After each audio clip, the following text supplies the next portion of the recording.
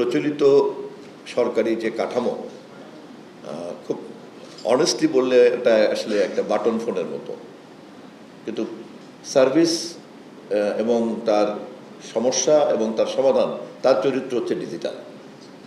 গণমাধ্যম জগতের যে তৎপরতার যে ধরন, তাতে সরকার সবসময় একটা পক্ষ, সে সবটার অভিভাবক হতে পারে না, কারণ সেই হয়তো মাঝে মধ্যে অপরাধ করে ফেলবে। অতীতে তো আমরা দেখেছি সরকার নিজেই তো অপরাধ করে ফেলে।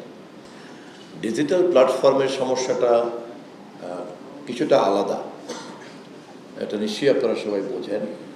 এটার উপরে একমাত্র টেক জায়ান্টরা ছাড়া আর কারোই তেমন কিন্তু ওরকম নিয়ন্ত্রণ নাই, অথবা বিটিআরসির মতো প্রতিষ্ঠান।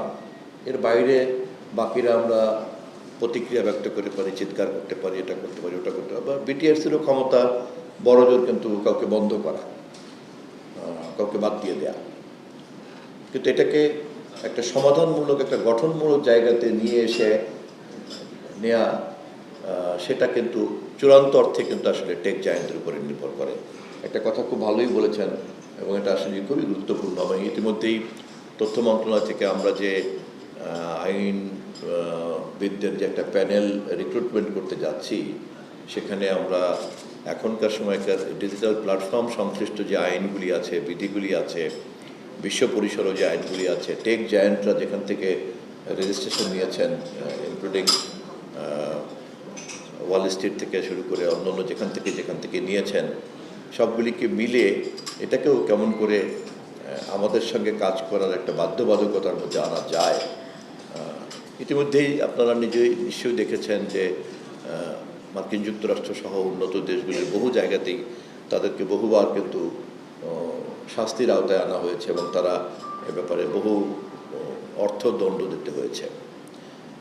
আবার বাংলাদেশের মতো এরকম একটা ঘনবসতির দেশে হিসাব করলে পরে এখানকার সোশ্যাল মিডিয়া আইডির সংখ্যা কিন্তু একেবারে কম না, অনেক। এবং বাণিজ্যের দৃষ্টিকোণ থেকে দেখলে তাদের জন্য এটা কিন্তু একটা চমৎকার জায়গা। এমনকি তারা তাদের যে গ্রাহক নীতিমালা ঘোষণা করেছেন, যে তারা যে চার্টার ডিক্লেয়ার করেছেন, তার আওতাতেও কিন্তু অনেক কিছুই সমাধান করা সম্ভব।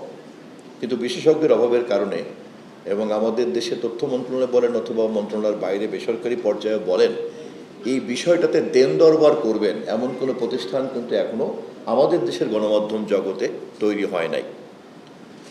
তো আমি তথ্যমন্ত্রীর দায়িত্ব নেওয়ার পরে বিষয়টা বোঝার চেষ্টা করছি এবং খুঁজতে গিয়ে দেখেছি যে প্রচলিত সরকারি যে কাঠামো খুব অনেস্টলি বললে এটা আসলে একটা বাটন ফোনের মতো, কিন্তু সার্ভিস এবং তার সমস্যা এবং তার সমাধান, তার চরিত্র হচ্ছে ডিজিটাল। তো ফলে সমস্যাটা কিন্তু কিভাবে সমাধান করব তা না, সমস্যাটা হচ্ছে যে এই সমস্যার সমাধান করার জন্য বা সমস্যাটা বোঝার জন্য যে প্রস্তুতি, সেটা আমাদের আছে কিনা। আমরা যারা সমস্যা নিয়ে কথাবার্তা বলার চেষ্টা করেছি, বেশিরভাগ ক্ষেত্রে আমি দেখেছি যে ইন্টারনেট জন্ম নেওয়ার আগে প্রবলেমটা যেভাবে আলোচনা হতো, আলোচনা কিন্তু এখনও সেখানেই আটকে আছে। আর ডিজিটাল হ্যাজার্ড নিয়ে কিন্তু কেবলমাত্র রিয়াক্টিভ কথা হয়, ডিজিটাল হ্যাজার্ড নিয়ে কিন্তু কোনো কনস্ট্রাকটিভ কথা আসলে বলছি না আমরা, বলতে পারছি না। খুবই স্বাভাবিক, বিকজ বিগ প্লেয়ার হচ্ছে টেক জায়ান্টরা। তো এনিওয়ে, আমার ব্যক্তিগতভাবে বিনীত অনুরোধ সেই কারণেই আমি সকল সংশ্লিষ্ট মহলকে বলেছি যে যেহেতু এটা একটা নতুন ধরনের সমস্যা, কমপ্লেক্স, আমরা আসেন সবাই মিলে এটাকে একটু বোঝার চেষ্টা করি। বোঝাবুঝির পরে এটার সম্মিলিত কোনো সমাধানের পথ তৈরি করা যাবে কি যাবে না, যেতে পারে নাও যেতে পারে। পৃথিবীর বহু বড় বড় দেশও এখন পর্যন্ত কিন্তু ডিজিটাল প্ল্যাটফর্মের সমস্যা সমাধান করতে পারে না পরীক্ষামূলকভাবে। সম্ভবত আমি যতটুকু জানি যে অস্ট্রেলিয়া এবং ইউরোপিয়ান ইউনিয়ন বোধহয় কিছু কিছু কাজে হাত দিয়েছে, পরীক্ষামূলক আইন করেছে। যাই হোক, আপনারা আরও ভালো বলতে পারবেন।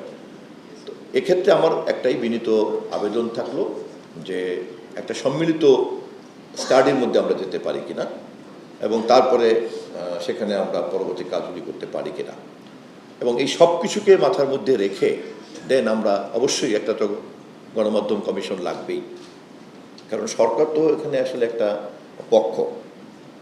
গণমাধ্যম জগতের যে তৎপরতার যে ধরন, তাতে সরকার সবসময় একটা পক্ষ, সে সবটার অভিভাবক হতে পারে না, কারণ সেই হয়তো মাঝে মধ্যে অপরাধ করে ফেলবে, এবং অতীতে তো আমরা দেখেছি সরকার নিজেই তো অপরাধ করে ফেলে।